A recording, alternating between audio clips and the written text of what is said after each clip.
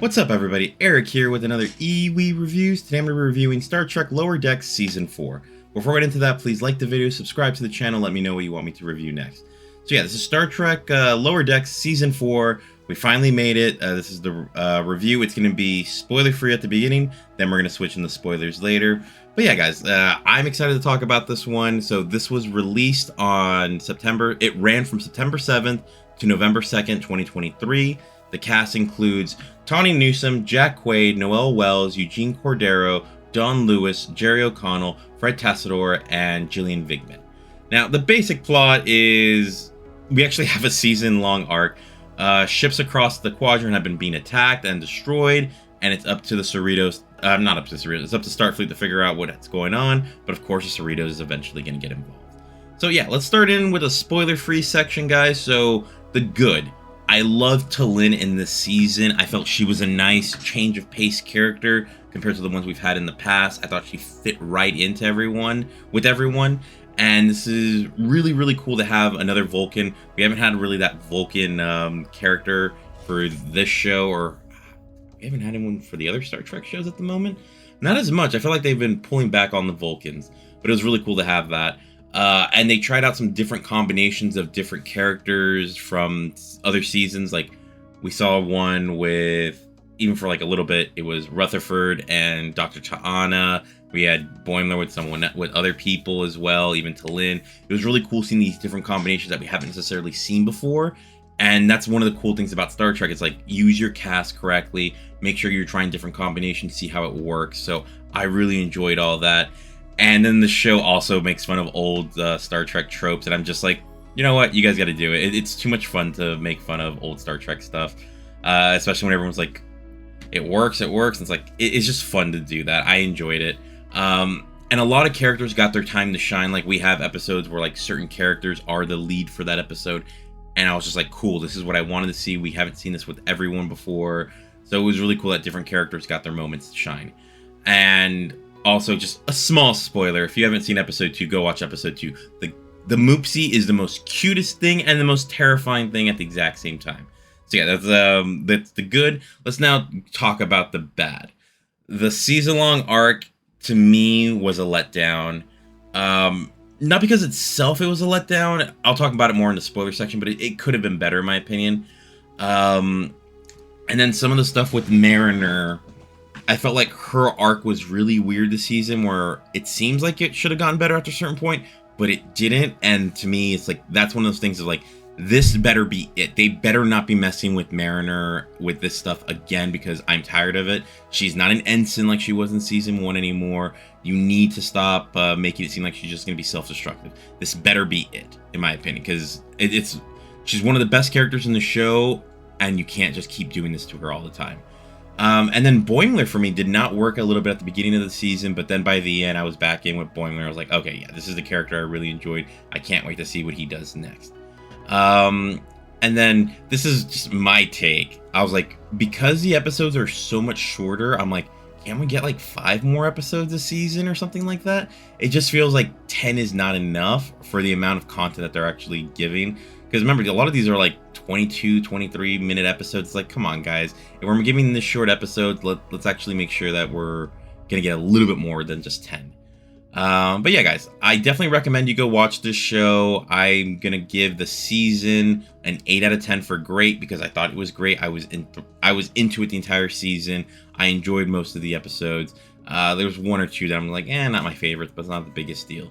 So let's actually move into my spoiler section, guys. So those of you that aren't going to be joining me, thank you for watching. Please like the video and subscribe to the channel. So yeah, here we go. 5, 4, 3, 2, 1. All right, so now we're into the spoiler section, guys. And let's start off with the good. I love that everyone was promoted at the beginning. Even the way they did with Rutherford's promotion, I thought it was weird, but in the end I was like, this makes sense for this type of character, and I really enjoyed what they did. So I had a lot of fun with that. Him and Livik's little rivalry that came back later on. And yeah, although they're no longer technically lower decks, they still have the feeling of the lower decks. They're not like upper officers, like bridge crew and stuff like that. So that was really cool. And then I gave Mariner a lot of crap for her issues during the season, but I think in the finale, she had probably the best line of the entire show. I'm not just saying the season, the show, of her even being like, yeah, I might not agree with everything with Star Trek, but I still believe in the mission. And that coming from her, I thought was very powerful, because she's the character that she even left for a little bit, but came back because she believes in the mission. She believes in what Starfleet really stands for. She might not agree with every decision that they make, but she believes in what Star Trek and what Starfleet. Oh my god, I might have said that a couple of wrong. She believes what Starfleet actually represents. So I really enjoyed that. I thought she was the greatest character to actually say that, and I really love that. And like I said in the spoiler-free section, I love that so many characters got their time to shine.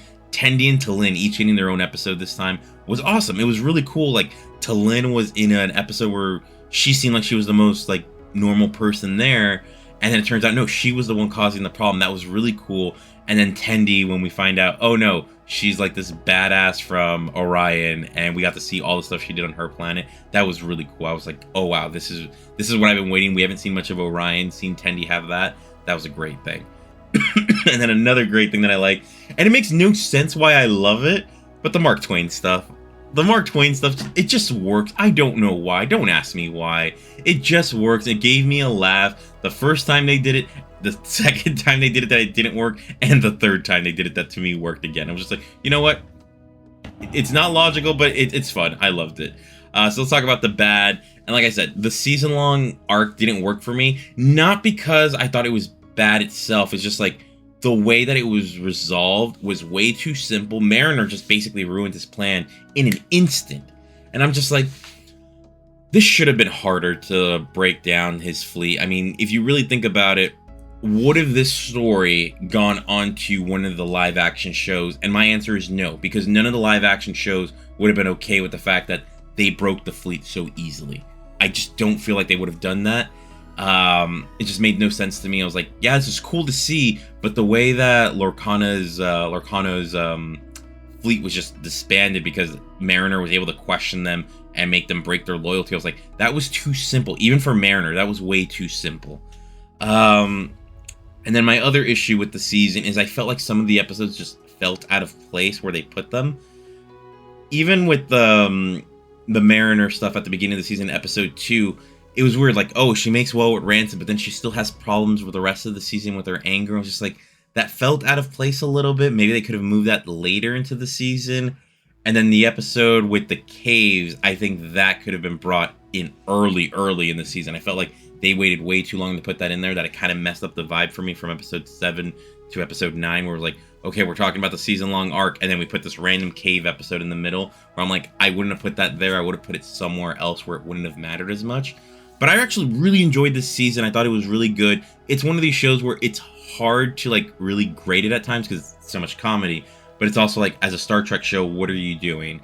And I felt like they have the idea, it's all there. With this show, I rarely feel like they ever miss. They might have a couple episodes here and there that I don't love, but for the most part, I felt everything here made sense.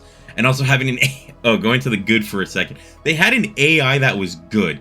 When have we ever seen that? Usually all the AIs are bad in these shows. So that was really cool. They changed expectations. They did things that they don't necessarily do all the time. So I really enjoyed that, guys. So like I said, I'm giving this show an 8 out of 10 for great.